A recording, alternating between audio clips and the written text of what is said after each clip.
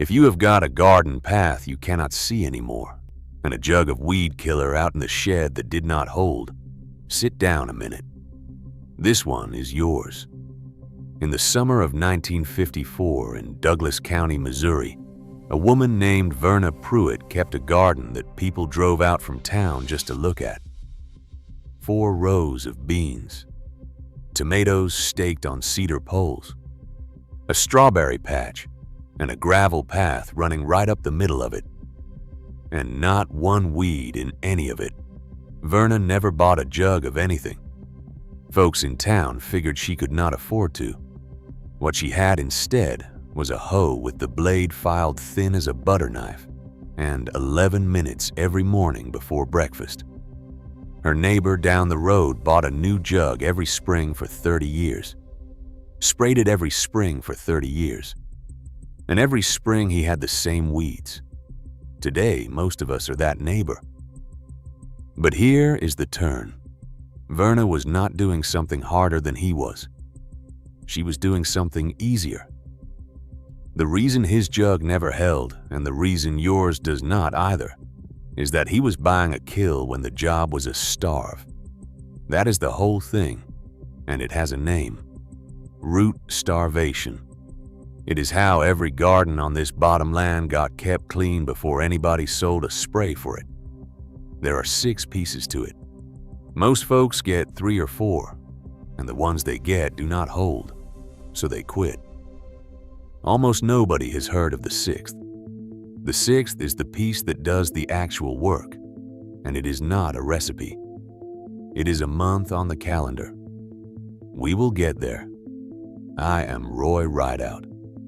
3rd generation on this bottom land in southern Missouri. My people wrote in the margins of the farm almanac every year going back to the 1920s. What they planted, what it cost, what held, and what did not. I have got the whole shelf of them behind me. And most of what I'm about to tell you came off those pages. If you want the rest of these as they come, tap subscribe. Not for me, because the next one is one you are going to want. So the question is not how to kill a weed. Anybody can kill a weed. The question is what it costs you to keep killing the same weed for 30 years and how you stop having to. Piece 1. Know what you are fighting. Verna did this before anything else. She would crouch at the end of a row, take hold of one weed, and work it up slow just to look at the root. Go out this evening and pull 5.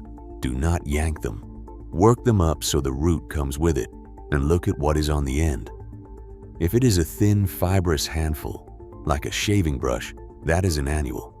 Crabgrass, chickweed, pigweed, lamb's quarter. It lives one season and dies. Your enemy is not that plant. It is the seed it is trying to make. If what comes up is a thick white cord that breaks off in your hand and clearly keeps going, that is a perennial. Field, bindweed, nutsedge, Bermuda grass, Johnson grass. Your enemy is not the seed. It is what is under the ground, and it is bigger than what you can see. Thin roots fight the seed. Thick roots fight the root. 2 different wars. Now, walk the weed killer aisle at any farm store and count how many bottles are sold for one kind of weed and how many are sold for all weeds. Stated reason, convenience. Actual reason, 2 bottles is a harder sale than 1. Nothing you did wrong. Somebody just had a bigger ad budget. Pull 5 weeds tonight. Look at the ends. 4 minutes, and that is your first piece. Once you know what you have got, the next question is where it is standing, because the ground decides everything. Piece 2. Gravel, paving, and the fence line. This is the one place a spray bottle earns its keep, and it is the only place. A gravel drive, the cracks in a walk, a fence line. Ground where you want nothing to grow ever, and nothing nearby you care about. the strongest vinegar you can buy. Grocery vinegar runs about 5% and will handle small stuff. The horticultural kind runs higher and works faster. Into a gallon, a good squirt of plain dish soap, stirred gentle. That is the recipe. The soap kills nothing. It breaks the surface tension so the vinegar spreads flat across the leaf, instead of beating up and rolling off into the gravel. Without it, most of what you spray never touches the plant. Here is where I part company with about half the internet. You will read that you ought to spray in the evening. That is sound advice for a systemic chemical that needs all night to travel through a plant. This is not one of those. Vinegar burns on contact, and burning wants heat. Spray it on a hot, dry, sunny day in the middle of the day, with no rain coming for a day or two. You will see it curl inside an hour. And here is the part the recipe videos skip. This does not kill the root. It burns the top off. On a gravel drive, that is all you need, because you are not killing a plant. You are keeping a drive clear. On a bindweed root running 2 feet down, it is a haircut. Now, salt. It is in every one of those recipes. Do not put salt on your ground. Salt does not break down, and it does not wash out. It moves sideways with the rain, and in 3 years, the strip along your drive is dead, and so is a foot either side of it, and you cannot fix it. A gallon of vinegar and a squirt of soap runs under $5 and covers a long drive. The ready-mix jug at the store runs 4 or 5 times that for the same job. Somebody ran those numbers. Wasn't you. Mix 1 gallon this weekend and do your walk on the next hot day. Now, a pattern break, because this is where it changes. Everything so far, Verna could have shown you in an afternoon. What comes next is where her garden and her neighbors went in 2 different directions. Piece 3, the hoe, and the one rule about using it. In the beds themselves, between your tomatoes, there is no spray. There never was. Anything that kills a weed in a vegetable bed kills the vegetable. So this is the hoe, and there is a right way almost nobody was taught. Keep it sharp. A sharp hoe cuts. A dull one drags and tears, and it is 3 times the work. Run it shallow. A ½ inch under the surface. You are not digging. You are slicing stems off just below the crown and leaving the soil where it lies. Here is the reason, and it is the thing hardly anybody knows. Every square foot of garden soil holds thousands of weed seeds, and they will lie down there alive for years, waiting.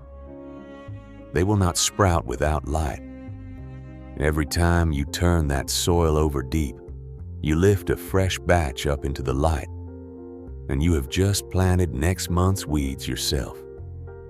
That is why the harder people work at it, the worse it gets. And do it dry. Hoe on a dry morning with sun coming, and what you cut lies there and dies.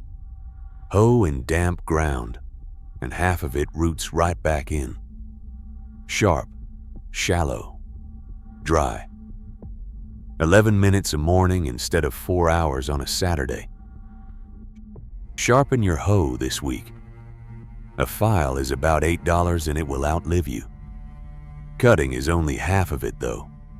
The ground you just cleared is bare ground, and bare ground is an invitation. Piece 4. Never leave ground bare. This is the piece that turns all that work into work you only do once. Weed seeds need light. Cover the ground and they do not start. In the vegetable rows, straw or dried grass clippings, 4 to 6 inches deep, laid up around the plants, but not touching the stems. Straw is cheap. It holds moisture so you water less, and it rots down and feeds the ground. Around shrubs and along the house, wood chips or bark, 3 to 4 inches. That holds 2 years before it needs topping.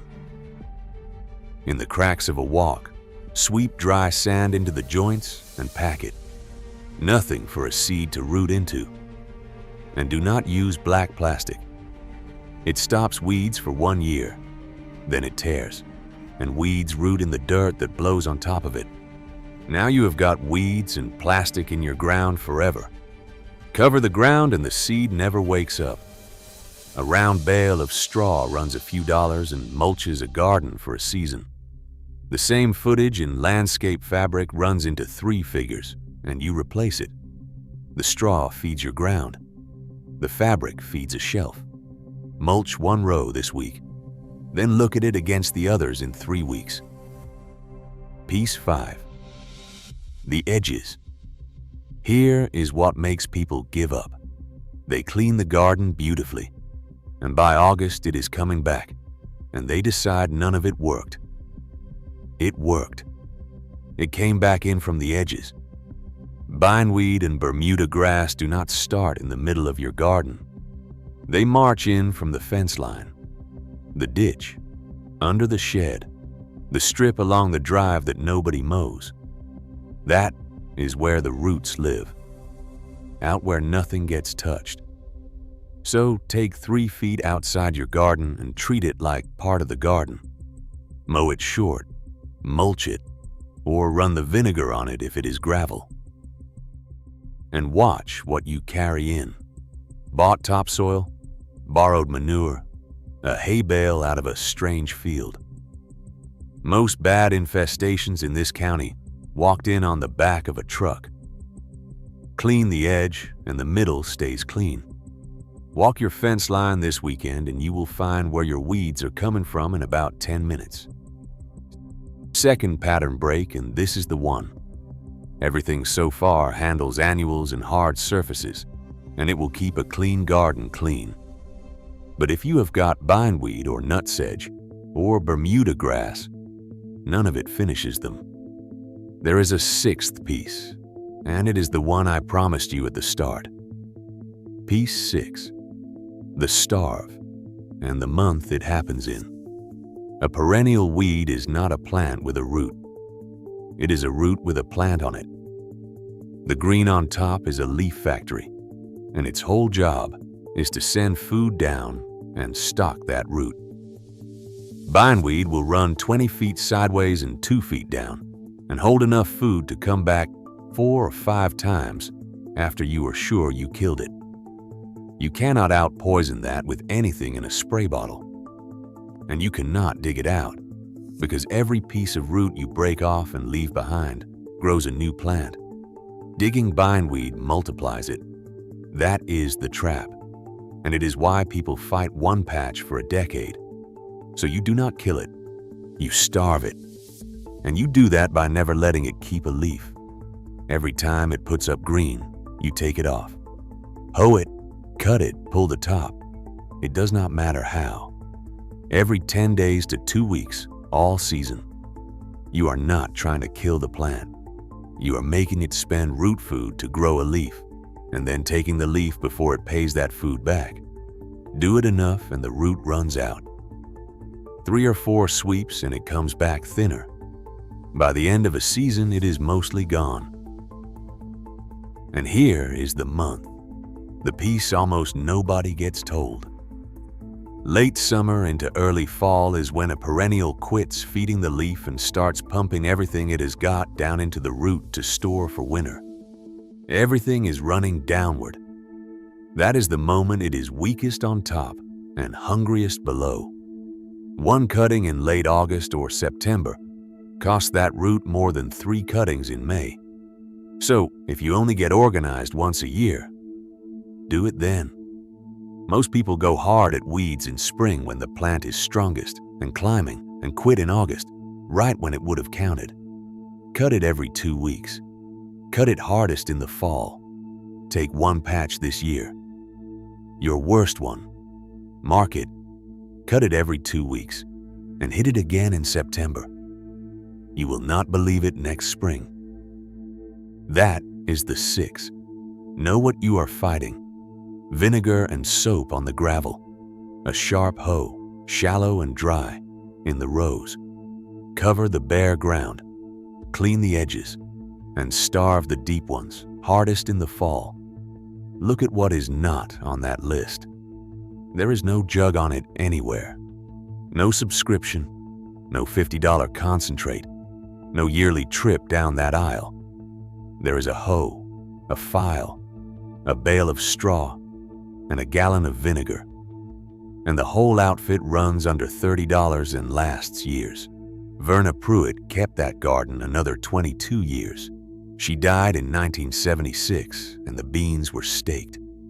All that time, the town figured she went without the sprays because she was scraping. She was not. She had money in the bank and no reason on earth to spend it on a jug that did the same nothing every spring. That's not poor. That's paid for. And her neighbor. 30 springs, 30 jugs, and the same bindweed on the same fence right up to the end. He was not lazy and he was not foolish. He was doing the thing he had been sold instead of the thing that works, and there was nobody left to tell him the difference.